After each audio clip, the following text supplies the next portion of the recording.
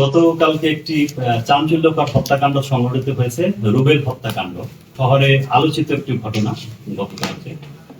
তো আপনারা যেরকম সজাগ দৃষ্টি রেখেছেন ঘটনার পরপরই আমরাও এরকম সজাগ দৃষ্টি রেখেছি। এবং আপনারা তো জানেন যে কোনো মার্ডার বর্ধমান চাঞ্চল্যকর ঘটনা ঘটলে আমরা সাধারণত ছায়া তদন্ত করে থাকি। অন্যান্য সংস্থার পাশাপাশি ছায়া তদন্ত করতে গিয়ে মানে মূল রহস্য উদ্ঘাটন করার দ্বার প্রান্তে যখন পৌঁছি তখন এরকম রহস্যটি উন্মোচিত হলো এবং কিছু অপরাধী ভিকটিমকে হত্যা সংগঠিত করেছে এরকম শুনে কিছু অভিযোগকারীদের নাম আমাদের সামনে আসলো।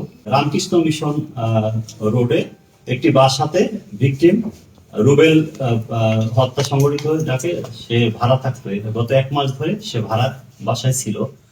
তো ভাড়া বাসায় ছিল, তার গতিবিধি চলাফেরা এভরিথিং একটু সন্দেহজনক। বাজের ছেলেদের নিয়ে আড্ডা বসাতো, তারপর মাদক সেবন করতো। এরকম অভিযোগের ভিত্তিতে 1 মাস পরে বাসার মালিক তাকে সতর্ক করে দেয় এবং জানিয়ে দেয় যে আপনাকে পরবর্তী মাস থেকে ভাড়া দেওয়া হবে না। এই এরকম বিধান এক পর্যায়ে রুবেল বলতে চাচ্ছে যে ঠিক আছে, সে জোর করে অনেকটা থাকতে চাচ্ছে। এবং এই গতকালকে সকালে আনুমানিক 6টা থেকে 10টার মধ্যে ঘটনাটি সংঘটিত।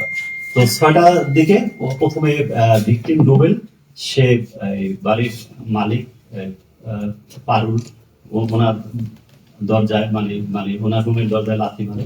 তারপর দনি তার ছেলে তার দরজায় লাথি মারে। তাদের সকাল 6টায় ঘুম থেকে তোলে এবং ব্যাপক বাক বিতণ্ড হয় এবং সে জোর করে ওখানে ভাড়া থাকতে চায়। এরকম পর্যায়ে একটা অপর্যায়ে পারুলকে শ্লীলতাহানি করে, ভিকটিম শ্লীলতাহানি করে, তাকে মারধর করে, বস্ত্র পরিধান তাকে আঘাত করে।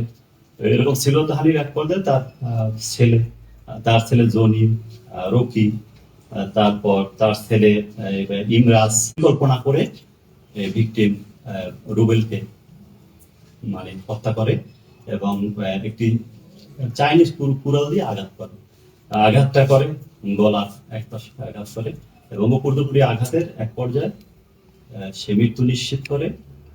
এরা পালিয়ে যায় বাসা থেকে।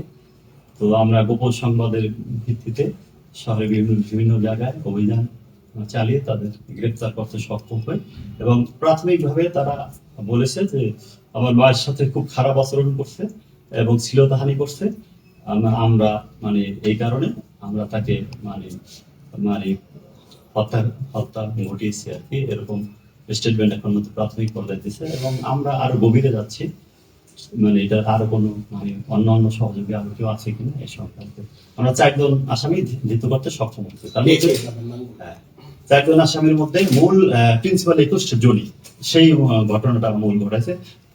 কুড়াল দিয়ে, চাইনিজ কুড়াল দিয়ে সে আঘাত করে জনি। এরপর রহমত তার ছেলে, তারপর রকি তার ছেলে, তারপর ইমরাজ তার ছেলে, এই 4 জনই তাদের ছেলে। তার মধ্যে প্রিন্সিপাল একুশ জনি এবং এরা সহযোগী, এরা মিলে হত্যাকাণ্ডটি সংঘটিত হয় এবং ব্যবহৃত হয়েছে চাইনিজ কুড়াল দিয়ে আঘাত করে।